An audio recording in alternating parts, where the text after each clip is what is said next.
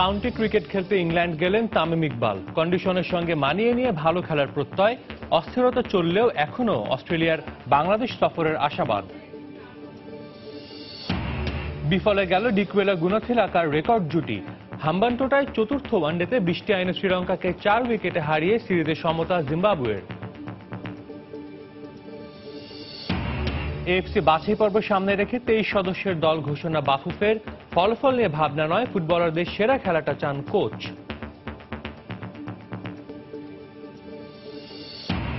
এবং যুব রোলবল বিশ্বকাপের আয়োজক হতে যাচ্ছে বাংলাদেশ। সব ধরনের প্রস্তুতি সম্পন্ন। টুর্নামেন্টকে সামনে রেখে বাংলাদেশ দলের অনুশীলন শুরু।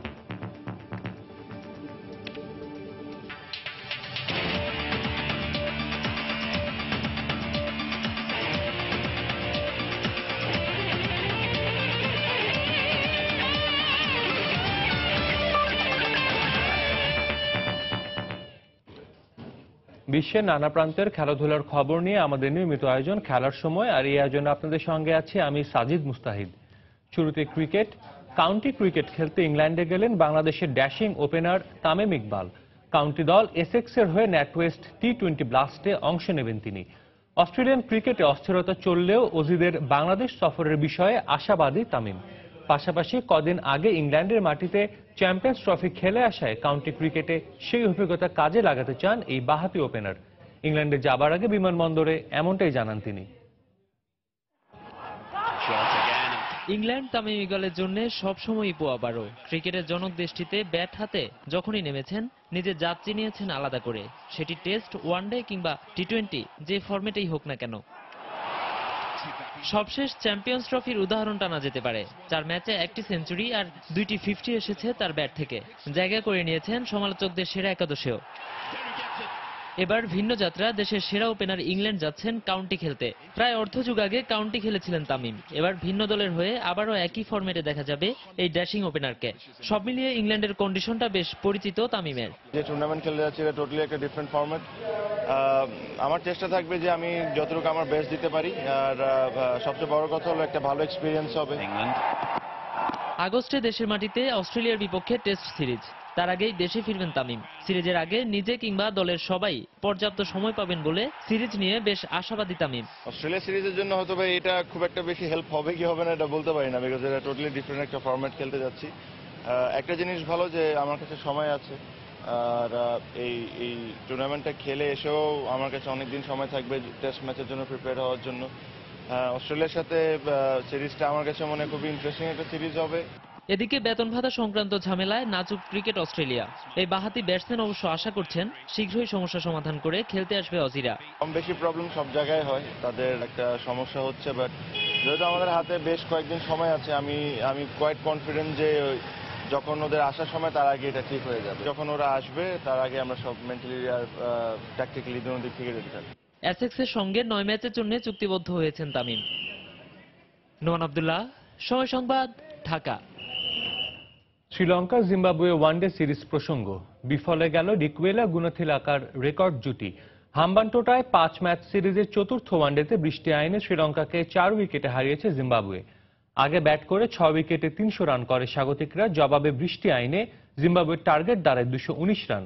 6 উইকেট হারিয়ে লক্ষ্য পৌঁছে যায় গ্র্যাম ক্রেমারের দল। ফলে 5 ম্যাচ সিরিজে এখন 2-2 সমতা। টস জিতে ব্যাট করতে নেমে স্বাগতিকদের দুর্দান্ত সূচনা এনে দেন দুই ওপেনার ডিকুয়েলা ও গুনাথিলাকা। আগের ম্যাচে সেঞ্চুরি পাওয়া এই দুই ব্যাটসম্যান এদিনও দলকে বড় স্কোরের পথ দেখান। টানা দ্বিতীয় ম্যাচে ওপেনিংয়ে এই জুটি যোগ করেন 200-র বেশি রান। গুনাথিলাকা 87 রানে আউট হলেও সেঞ্চুরি তুলে নেন ডিকুয়েলা। 116 রানে তিনি আউট হবার পর অবশ্য খুব একটা সুবিধা করতে পারেনি লঙ্কানরা। শেষ পর্যন্ত স্কোর বোর্ডে 300 রান তোলে শ্রীলঙ্কা। বৃষ্টির কারণে জিম্বাবুয়ের টার্গেট দাঁড়ায় 31 ওভারে 219 রান। মাসাকাদজা মিরের ওপেনিং জুটিতে জিম্বাবুয়ে পায় 67 রান। এরপর মুসাকান্দা করেন 30 রান। উইলিয়ামস, সিকান্দার রাজা, ওয়ালাররা বড় স্কোর করতে না পারলেও ক্রেগ আরভিনের 55 বলে 69 রানের ঝোড়ো ইনিংসে 10 বল আগেই জয় নিশ্চিত হয় জিম্বাবুয়ের। সোমবার সিরিজ নির্ধারণী ম্যাচে মুখোমুখি হবে দু দল।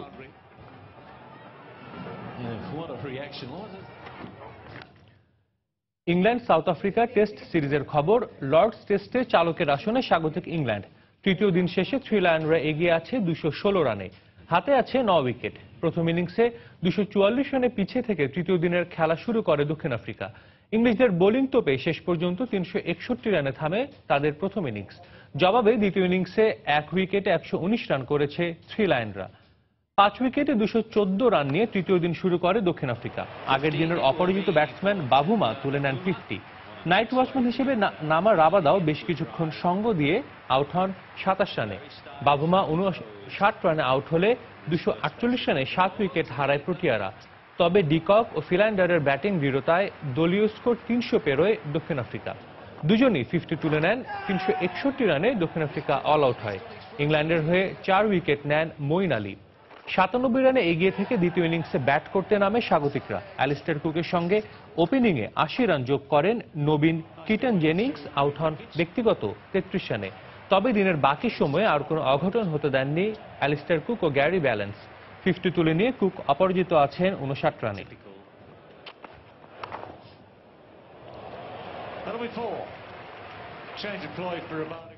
বেন স্টোকসকে নিয়ে আপত্তিকর মন্তব্য করে দক্ষিণ আফ্রিকান পেসার কাগিসো রাবাদাকে 1 ম্যাচ নিষিদ্ধ করেছে আইসিসি।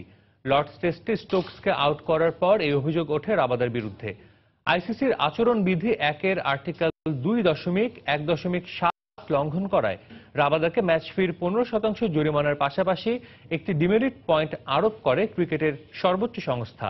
এর আগে গেল ফেব্রুয়ারিতে শ্রীলঙ্কার বিপক্ষে কেপ টাউনে চতুর্থ ওয়ানডেতে ম্যাচ ফির 50% ও 3টি ডিমেরিট পয়েন্ট জরিমানা করেছিল আইসিসি। নিয়ম অনুযায়ী কোনো ক্রিকেটারের 4টি ডিমেরিট পয়েন্ট হলে তিনি একটি টেস্ট কিংবা 2টি ওয়ানডে ম্যাচের জন্য নিষিদ্ধ হবেন। তাই সিরিজের দ্বিতীয় টেস্টে রাবাদাকে ছাড়াই মাঠে নামতে হবে প্রোটিয়াদের।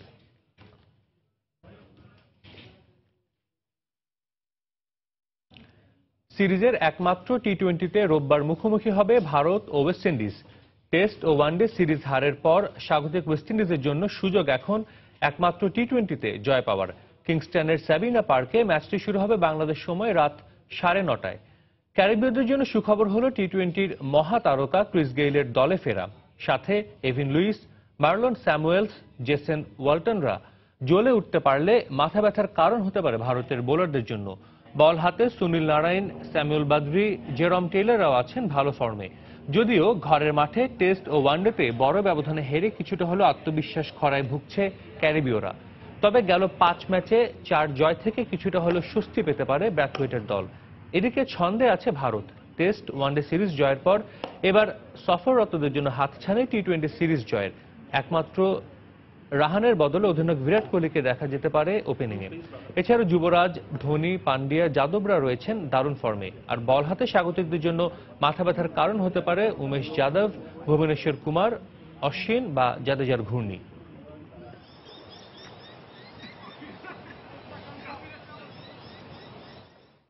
মাঠে দলপতি তিনি। সতীর্থদের দারুণ পারফরমেন্সে পিঠ চাপড়ে উৎসাহ দেন, আবার খারাপ সময় ঠিকই আগলে রাখেন।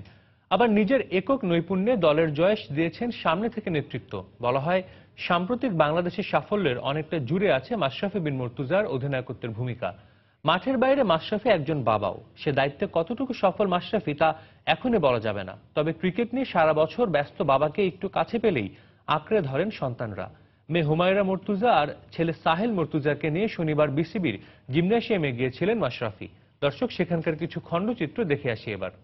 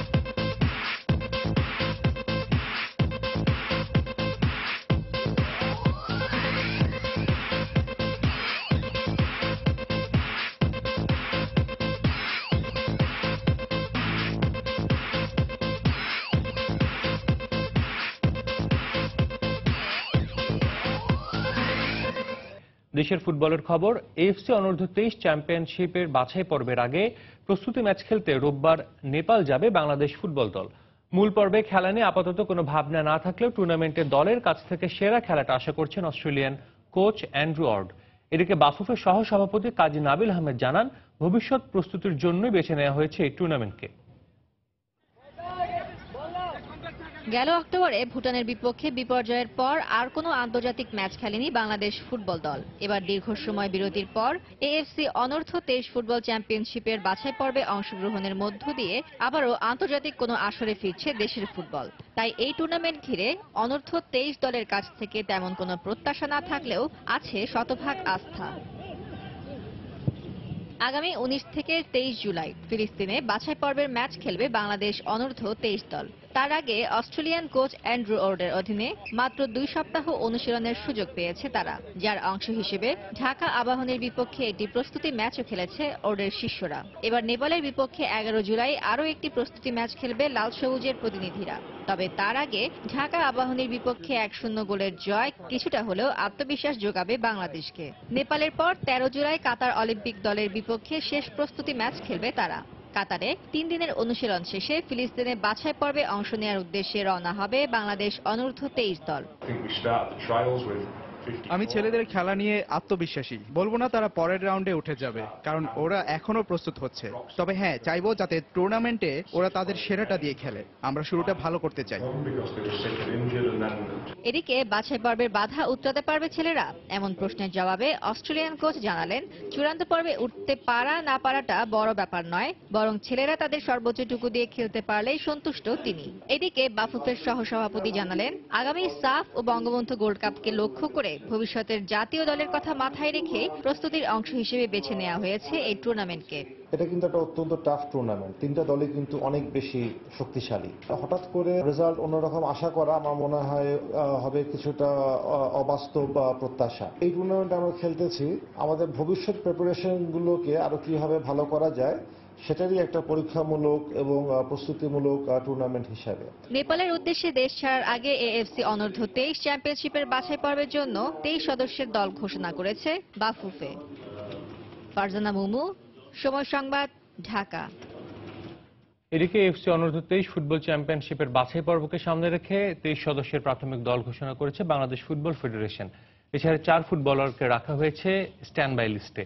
দলে 3 জন গোলরক্ষক রাখা হয়েছে, মোহাম্মদ নাইম, মাহফুজ হাসান, প্রীতম এবং আনিসুর রহমান। এই 3 ফুটবলার পালন করবেন গোলরক্ষকের দায়িত্ব। তবে ইনজুরি ও অসুস্থতার কারণে দলে ফরওয়ার্ড পজিশনে আছে ঘাটতি, তাই এই পজিশনে রাখা হয়েছে মাত্র 3 ফুটবলারকে। আছেন জাফর ইকবাল, সোহেল মিয়া, তকলিস আহমেদ।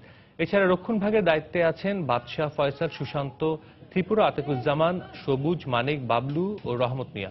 আর মাঝমাঠের দায়িত্বে আছেন সোহেল রানা, রুবেল মিয়া, সাদ উদ্দিন, মাসুক মিয়া, আবদুল্লাহ, দিদারুল, ফজলে রাব্বি, জুয়েল রানা ও হেমন্ত ভিনসেন্ট।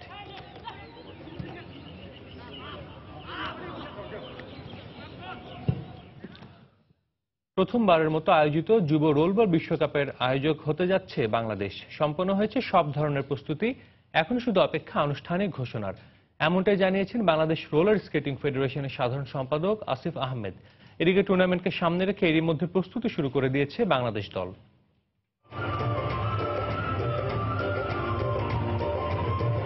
39 দেশ নিয়ে এবছরের ফেব্রুয়ারিতে বাংলাদেশের ইতিহাসের সবচেয়ে বড় মেগা ইভেন্ট রোলবল বিশ্বকাপের 4র্থ আসর বসেছিল ঢাকায়। বিভিন্ন ইস্যুতে সেই সময় দেশের টালমাটাল পরিস্থিতির মধ্যেও এত বড় একটি সফল আয়োজনে বিশ্ব দরবারে লাল সবুজের সুনাম বেড়েছিল বহুগুণে। পুরো আয়োজনে এতটাই মুগ্ধ ছিল আন্তর্জাতিক রোলবল ফেডারেশন যে প্রথমবারের মতো অনুষ্ঠিত যুব রোলবল বিশ্বকাপের আয়োজক হতে এবার বাংলাদেশকে অনুরোধ করেছে আইআরএফ, যেখানে অংশগ্রহণকারী দেশের সংখ্যা বেড়ে হবে 45টি। ওয়ার্ল্ড কাপ বারবার আসে না, এবার যুব ওয়ার্ল্ড কাপটার জন্য আমাদের দেশই ওনারা মোটামুটি পছন্দ করেছে এবং আশা প্রকাশ করেছে যে আমরা যেন এটা গ্রহণ করি ওনাদের প্রস্তাব। যদিও প্রচারণা সহ বিভিন্ন ইস্যুতে রোলবল বিশ্বকাপের 4র্থ আসর নিয়ে দেশের গণমাধ্যমের সমালোচনাও কম হয়নি। এবার সেই ভুল থেকে শিক্ষা নিয়ে যুব বিশ্বকাপের সফল আয়োজক হতে চায় রোলবল ফেডারেশন।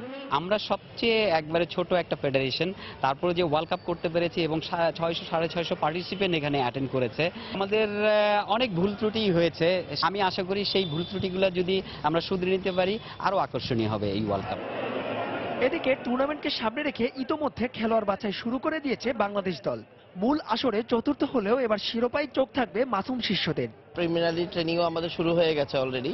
তো আমরা এখন থেকে কিছু কিছু প্লেয়ারও আমরা হান্ট করতেছি, যারা স্কেটিং করতেছে তাদেরকে এনে এখানে নার্সিং করে সেখান থেকে কিভাবে কিছু বের করা যায়।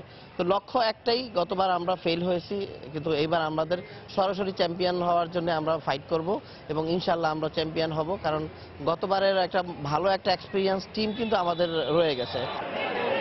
টুর্নামেন্টের সম্ভাব্য তারিখ ধরা হয়েছে আগামী বছরের 19 জানুয়ারি, আর 7 দিনব্যাপী চলা এই আসরের পর্দা নামবে 25 জানুয়ারি। মাহবুব রিমন, সময় সংবাদ, ঢাকা। খেলার সময় আরও থাকছে। উইম্বলডনের চতুর্থ রাউন্ডে উঠেছেন অ্যান্ডি মারে, রাফায়েল নাদাল ও ভেনাস উইলিয়ামস। আসর থেকে ছিটকে গেছেন চিবুলকোভা এবং নিশিকোরি। নতুন মৌসুমকে সামনে রেখে দল গোছাতে শুরু করেছে ইংলিশ ও স্প্যানিশ ক্লাবগুলো। ডিফেন্ডার, মিডফিল্ডার, ফরওয়ার্ড প্রতিটি বিভাগকে শক্ত করতে সঠিক ফুটবলার খুঁজছেন ক্লাব কর্তারা।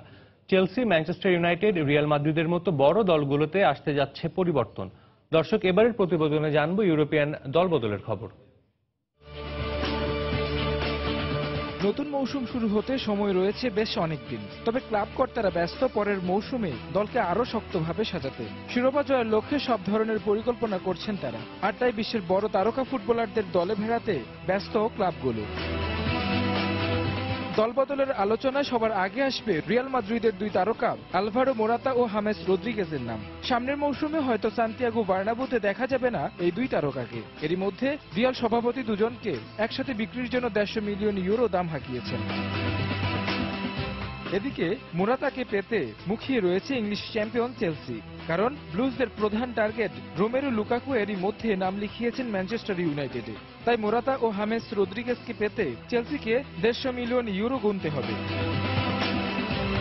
75 মিলিয়ন পাউন্ডে রোমেরো লুকাকুকে নিশ্চিত করেছে ম্যানচেস্টার ইউনাইটেড। তাকে না পেয়ে ব্লুজ কোচ কন্তে কিছুটা চিন্তিত হলেও তাকে কিছুটা হলেও স্বস্তি দেবে দিয়াগো কস্তার স্ট্যামফোর্ড ব্রিজে থাকা।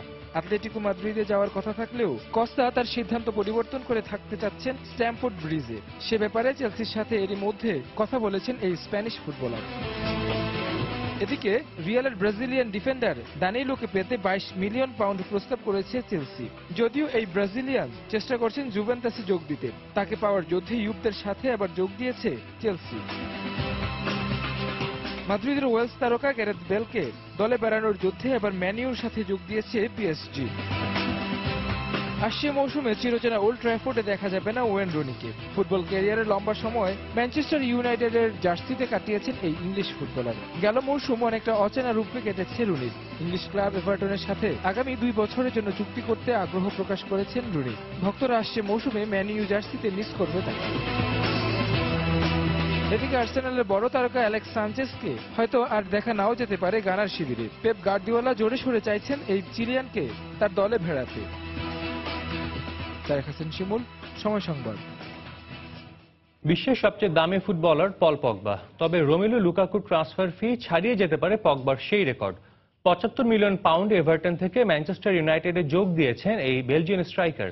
ওল্ড ট্র্যাফোর্ডে তার পারফরমেন্স ভালো হলে ট্রান্সফার ফি পৌঁছে যাবে 90 মিলিয়ন পাউন্ডে, আর তাহলে বিশ্বের সবচেয়ে দামি ফুটবলার হয়ে যাবেন লুকাকু।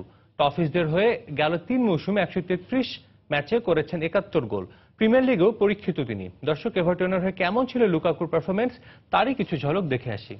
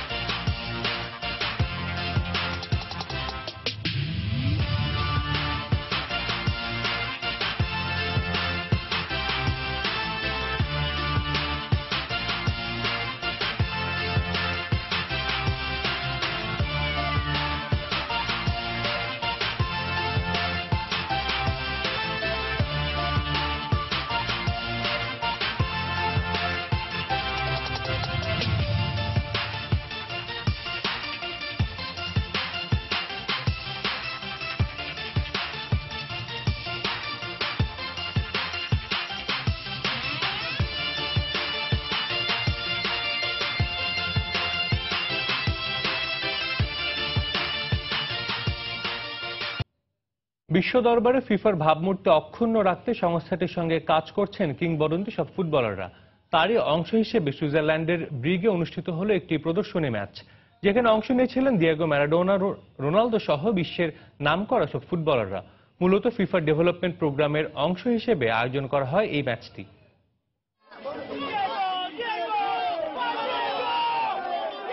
এই ফুটবল কিংবদন্তিরা তাদের বুট জোড়া তুলে রেখেছেন অনেক আগেই, তবে ফুটবল তাদের আবারও নিয়ে এসেছে এক ছাদের নিচে। তবে এবার আর নিজ দেশ কিংবা ক্লাবের হয়ে নয়, তারা সবাই এসেছেন বিশ্বের দরবারে ফুটবলের পরিচ্ছন্ন ভাবমূর্তি সমুন্নত করতে। সাম্প্রতিক সময়ে ফিফার কর্মকাণ্ড নিয়ে যে সমালোচনা চলছে তার জবাব দিতেই নিজ শহর ব্রিগে এই প্রদর্শনী ম্যাচের আয়োজন করেছিলেন ইনফ্যান্তিনো, যাতে অংশ নিয়েছিলেন 52 জন সাবেক ফুটবলার। সুইজারল্যান্ড, ইতালি ও বিশ্ব একাদশ এই 3 দলে বিভক্ত হয়ে অনুষ্ঠিত হয় প্রীতি ম্যাচটি। ফুটবলকে এগিয়ে নিতে আমরা একত্রে কাজ করতে চাই, এটা তারই একটি নিদর্শন মাত্র। এখানে অনেকেই কাজ করতে এগিয়ে এসেছেন, তবে আমি ম্যারাডোনার কথা আলাদাভাবে বলতে চাই। ফিফার ডেভেলপমেন্ট প্রোগ্রামে তার একটি গুরুত্বপূর্ণ ভূমিকা থাকবে আশা করি। কে ছিলেন না এদিন ফিফা সভাপতির শৈশবের ক্লাব এফসি ব্রিগ গ্লিস প্রাঙ্গণে? Paolo Maldini, Marco Materazzi, Gianluigi Buffon কিংবা ফেনোমেনন রোনালদো। তবে সবার আগ্রহের কেন্দ্রে ছিলেন ফুটবল ঈশ্বর দিয়েগো মারাদোনা। 50 বয়সেও যার পায়ের কারুকাজ মুগ্ধতা ছড়িয়েছে দর্শকদের মাঝে। এটা এখন অফিসিয়ালি করছি, কিন্তু ফিফার সঙ্গে কাজ করার স্বপ্ন আমার দীর্ঘদিনের, যেটা আজ পূরণ হলো। যারা ফুটবল ভালোবাসে তারা সবাই এখানে এসেছে। আমি সবাইকে ধন্যবাদ জানাই আমাকে এমন একটি কাজে উদ্বুদ্ধ করার জন্য। ফিফা সভাপতি হিসেবে দায়িত্ব নেয়ার 18 মাসের মাথায় এমন আয়োজন উপহার দেন ইনফ্যান্তিনো। ফুটবলের পরিচ্ছন্ন ভাবমূর্তি অক্ষুণ্ণ রাখতে ভবিষ্যতেও এর ধারাবাহিকতা রক্ষার কথা জানায় বিশ্ব ফুটবলের নিয়ন্ত্রক সংস্থা। এসএম ইকবাল, সময় সংবাদ। ফুটবলে ছিল তার ভালো লাগার কেন্দ্রবিন্দু। ছোট্ট হৃদয়ের সবটুকু দিয়ে সে ভালোবেসেছিল ফুটবলকে। বলা হচ্ছে ব্র্যাডলি লরির কথা। ইংলিশ ফুটবল ক্লাব সান্ডারল্যান্ডের সেই ছোট্ট ফুটবল সমর্থক লরি আর নেই। ক্যান্সারের সঙ্গে লড়াই করে মাত্র 6 বছর বয়সে তাকে ছাড়তে হলো এই সুন্দর পৃথিবীর মায়া। ফুটবলের প্রতি অগাধ ভালোবাসার জন্য ইংল্যান্ড ছাড়িয়ে পুরো বিশ্ব জুড়েই ব্র্যাডলির জন্য তৈরি হয়েছিল আলোড়ন। গেল শুক্রবার সবার ভালোবাসাকে তুচ্ছ করে না ফেরার দেশে পাড়ি জমান ব্র্যাডলি। ব্র্যাডলির পরিবার তার মৃত্যুর বিষয়টি নিশ্চিত করেছে।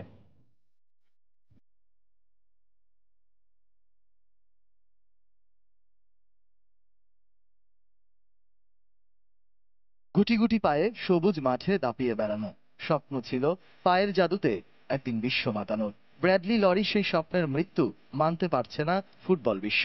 ব্র্যাডলির সঙ্গে সঙ্গে মৃত্যু যে হয়েছে তার স্বপ্নেরও।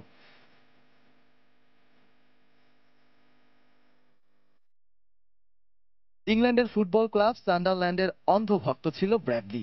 প্রিয় দলের ফুটবলারদের সঙ্গে দেখাও করেছেন, তাদের সঙ্গে খেলেছেনও। আর ব্র্যাডলির মতো ফুটবলের ফুলকে ইংলিশ ফুটবলাররাও ভালোবেসেছিলেন মনে প্রাণে। ইংলিশ ঘরোয়া ফুটবলের অনেক ম্যাচেই ফুটবলারদের হাত ধরে মাঠে নেমেছিলেন ব্র্যাডলি।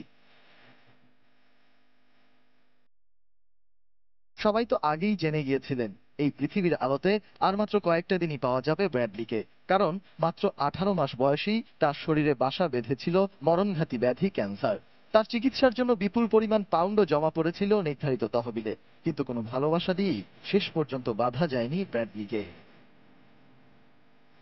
ব্র্যাডলির প্রিয় ফুটবলার সান্ডারল্যান্ডের স্ট্রাইকার জার্মেইন ডেফো দলবদল করে বোর্নমাউথে চলে যাওয়ার পর ছুটে গিয়েছিলেন ব্র্যাডলির সঙ্গে দেখা করতে, কিন্তু ব্র্যাডলির সঙ্গে দেখা করার অপেক্ষাটা যে ডেফোর কাছে অনন্তকালের জন্য হয়ে গেল।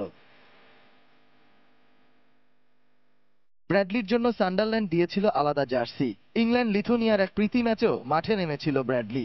সান্ডারল্যান্ডের সঙ্গে চেলসির এক প্রীতি ম্যাচে ব্লুদের গোলরক্ষক বেগোভিচকে পেনাল্টি শুটআউটে গোলও দেয় সে।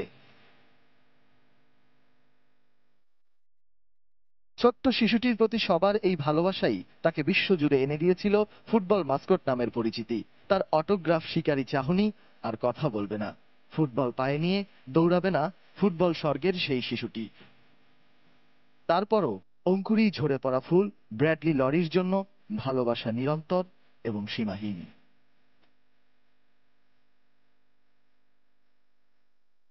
সজল মিত্র রিচার্ড, সময় সংবাদ।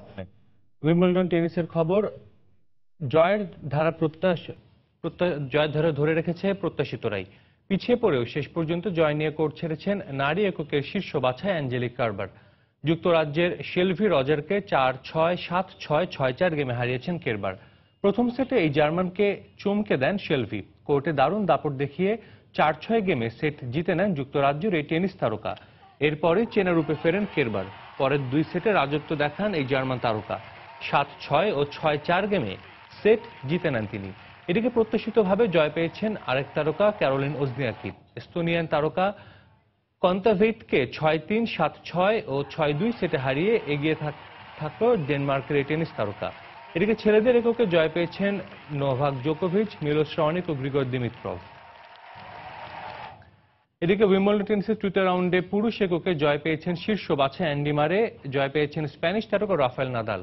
অন্যদিকে নারী এককে যুক্তরাষ্ট্রের ভেনাস উইলিয়ামসের পাশাপাশি জয় পেয়েছেন লাটভিয়ার টেনিস তারকা জেলেনা ওস্তাপেঙ্কো। পুরুষ এককে ইতালির ফগনিনিকে প্রথম সেটে 6-2 গেমে উড়িয়ে দেন মারে। এর পরের সেট 6-4 গেমে হারলেও পরবর্তী 2 সেটে 6-1 ও 7-5 গেমে জয় তুলে নিয়ে কোর্ট ছাড়েন ব্রিটিশ তারকা মারে। আরেক ম্যাচে রাশিয়ান তারকা খাচানভ দাঁড়াতেই পারেননি 4 নম্বর বাছাই রাফায়েল নাদালের সামনে। 6-1, 6-4 ও 7-6 গেমে রাফার কাছে ধরাশয়ী হন খাচানভ। অন্যদিকে নারী এককে আসরের অবাছাই জাপানের ওসাকা প্রথম সেটে বেশ ভালোই প্রতিরোধ গড়ে তোলেন যুক্তরাষ্ট্রের ভেনাস উইলিয়ামসের সামনে। যদিও সেই সেটে ভেনাস জয় পান 7-6 গেমে। এর পরের সেটটি অবশ্য 6-4 গেমে জিতে নিয়ে ম্যাচ জয়ের হাসেন ভেনাস।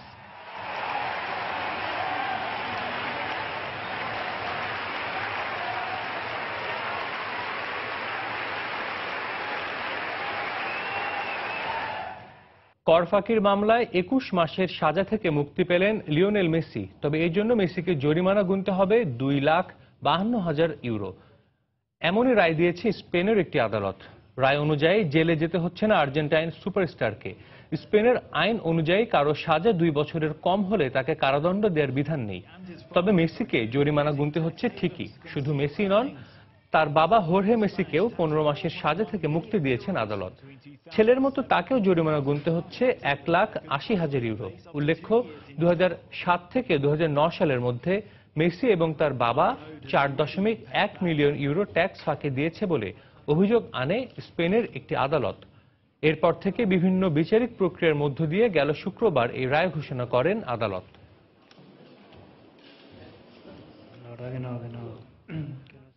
প্রদর্শনী ফুটবল ম্যাচ খেলতে পাকিস্তানে পৌঁছেছেন ব্রাজিলিয়ান ফুটবল কিংবদন্তি রোনালদিনহো এবং ওয়েলস ও Manchester United legend Ryan Giggs. কড়া নিরাপত্তায় তারা পাকিস্তানের ইসলামাবাদে পৌঁছান। নতুন প্রজন্মের কাছে ফুটবলের জনপ্রিয়তা বাড়াতে পাকিস্তান ফুটবল ফেডারেশন এবং সেনাবাহিনীর আয়োজনে 2টি প্রদর্শনী ম্যাচ অনুষ্ঠিত হবে দেশটির প্রধান 2টি শহরে। শুধু রোনালদিনহো কিংবা গিগসই নন, ম্যাচ 2টিতে অংশ নেবেন ফ্রান্সের সাবেক 2 footballer Robert Pires, Nicolas Anelka এবং ব্রাজিলের রবার্তো কার্লোস। এছাড়াও ইংল্যান্ডের সাবেক গোলরক্ষক ডেভিড জেমস। ইসলামাবাদ থেকে তারা যান রাওয়ালপিন্ডিতে। সেখানে পাকিস্তানের সেনাবাহিনীর প্রধান জেনারেল কামার জাভেদ বাউজা ফুটবলারদের সম্মানে এক অনুষ্ঠানের আয়োজন করেন।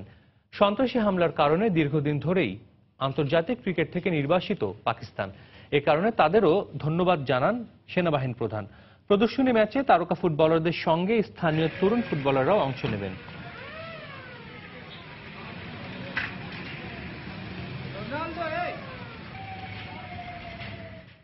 মানিকগঞ্জে শুরু হয়েছে ডাক্তার জীবন স্মৃতি veterans gold cup football tournament. জেলার শহীদ মিরাজ তপন স্টেডিয়ামে উদ্বোধনী খেলায় বগুড়া সোনালী অতীত ক্লাবকে 6-2 গোলে হারিয়েছে ঢাকা সোনালী অতীত ক্লাব। ভারতের পশ্চিম বাংলা কল্যাণ টাউন ক্লাব সহ মোট 8 ক্লাবের অংশগ্রহণে অনুষ্ঠিত হচ্ছে এই টুর্নামেন্ট। নকআউট পদ্ধতির এই টুর্নামেন্টের উদ্বোধনী খেলায় মুখোমুখি হয় বগুড়া ও ঢাকা সোনালী অতীত ক্লাব। খেলার শুরুতে মনোজ্ঞ ডিসপ্লে প্রদর্শিত হয়। আসরের প্রথম খেলায় 6-2 গোলে জয় পায় ঢাকা সোনালী অতীত ক্লাব। বিশেষ অতিথি হিসেবে এই সময় উপস্থিত ছিলেন মানিকগঞ্জ 1 আসনের সংসদ সদস্য ও জাতীয় দলের সাবেক অধিনায়ক নাইমুর রহমান দুর্জয়, মানিকগঞ্জ 2 আসনের সংসদ সদস্য এবং স্বাস্থ্য ও পরিবার কল্যাণ প্রতিমন্ত্রী জাহিদ মালিক। এছাড়াও ছিলেন খ্যাতিমান শিল্পী মমতাজ বেগম। জেলা ক্রীড়া সংস্থা ও জেলা ফুটবল অ্যাসোসিয়েশনের উদ্যোগে অনুষ্ঠিত হচ্ছে এই টুর্নামেন্ট।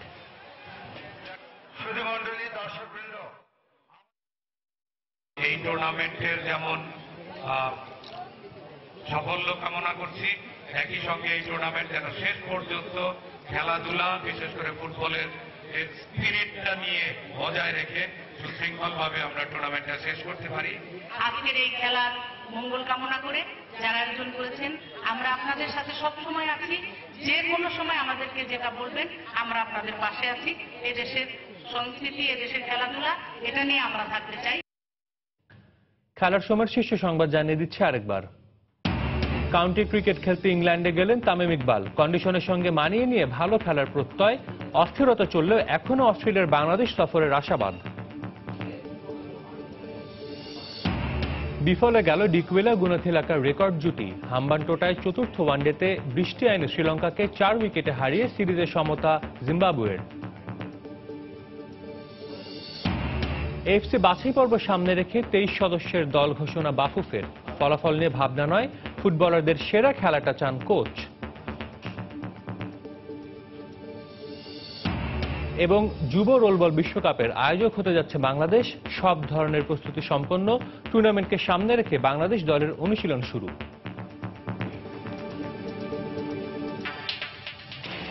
দর্শক, এই ছিল খেলার সময়ের এখনকার আয়োজন। যে কোনো খবর পেতে ভিজিট করুন সময়নিউজ.tv। আর খেলা জগতের সব খবর, সর্বশেষ খবর জানতে সঙ্গেই থাকুন সময়ের।